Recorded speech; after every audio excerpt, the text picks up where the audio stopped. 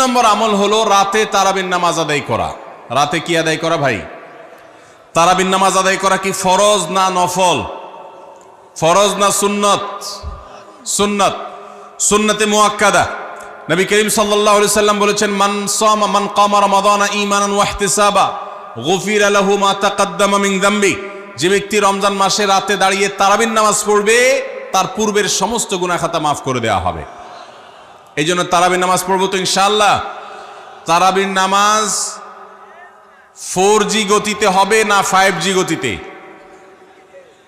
কি বলেন, 4G না 5G? ভাইরা আমার, সব কিছুতে গতি ভালো না, সব কিছুতে গতি ভালো না।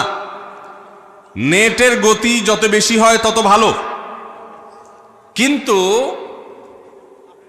নামাজের গতি, ইবাদত, সিজদার গতি, তারাবির গতি যত কম হয়, যত ধীরে ধীরে হয়, যত শান্তশিষ্টভাবে হয়, তত আল্লাহর কাছে বেশি মর্যাদাবান হয়।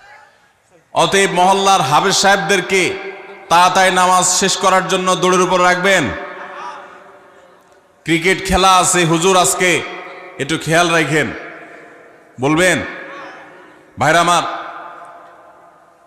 আমরা তারাবির নামাজের কথা যখন স্মৃতিতে, কল্পনায় আমরা ভাবি, তখন আমাদের স্মৃতিতে তুফান মিল মার্কা একটা নামাজ ভেসে উঠে, ঠিক না বে ঠিক? 5 ওয়াক্ত নামাজ এত তাড়াহুড়া করা হয় না তারাবি যত। অথচ তারাবি এটা তারবিহার এর বহু বচন, আরবি শব্দ, যার অর্থ হলো আরামের সাথে, ধীরস্থিরতার সাথে, রেস্ট করে করে যে নামাজ আদায় করা হয় তার নাম তারাবি।